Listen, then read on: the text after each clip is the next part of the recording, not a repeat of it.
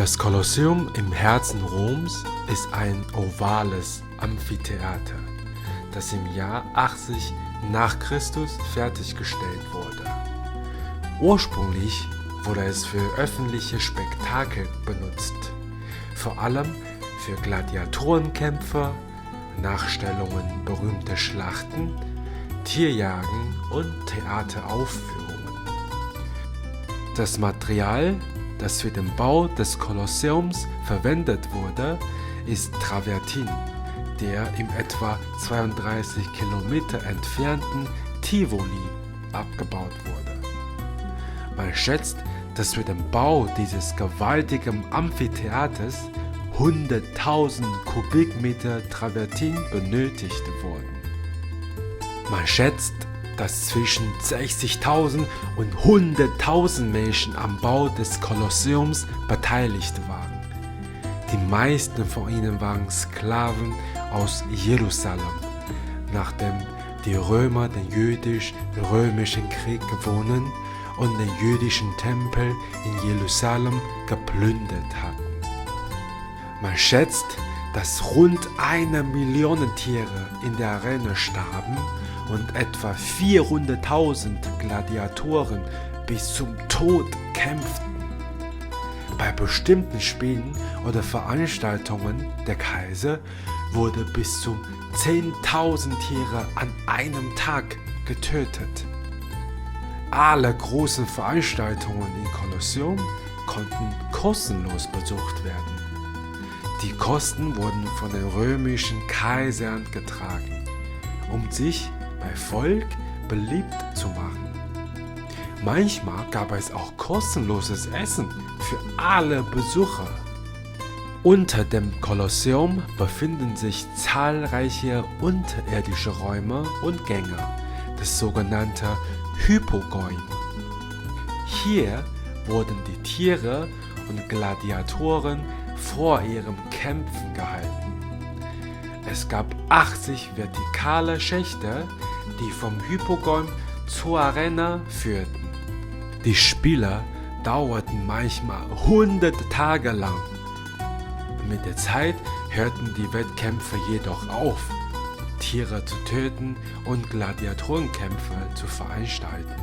Obwohl es fast 2000 Jahre alt ist das Kolosseum heute das größte Amphitheater der Welt. Das Kolosseum wurde durch mindestens 3 Großbrände und 4 Erdbeben schwer beschädigt.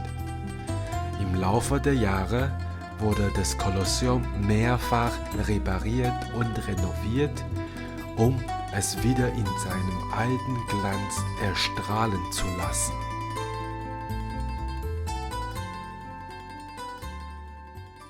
Also Leute, ich bin jetzt in dem Stadtviertel Trastevere. Diese Viertel ist ja sehr bekannt von sehr lokales Essen. Also hier kommen sehr viele Einheimische, aber ich habe so gehört, dass in diesem Stadtviertel sind sehr viele gute Restaurants und sind nicht so überteuer. Hier sind wirklich nur Einheimische hier. Das Menü ist ja überhaupt nicht kompliziert. Primi ist ja Pasta mit Tomatensauce und dann noch irgendwas. Und da gibt es Carbonara und so. Insgesamt nur 5, 6 Speisen sozusagen. Also Premi. Das Secundo auch wieder 5, 6. Ich bin unmittelbar vor der Eingang. So groß ist er nicht. Und man sieht eigentlich die Leute vorbeilaufen und so. Dahinter ist einfach die Küche. Da gibt es eigentlich nur eine Frau, die alle Speisen kümmert. Ich vermute, es ist eine Familie, ein kleines Restaurant. Das ist wahrscheinlich die Oma oder was weiß ich. So, probieren wir mal.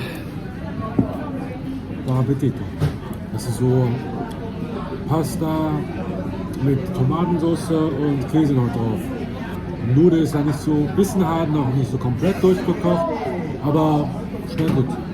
Jawohl, Bacon gibt es nur ein Stück. Jetzt ist der Nachtisch dran.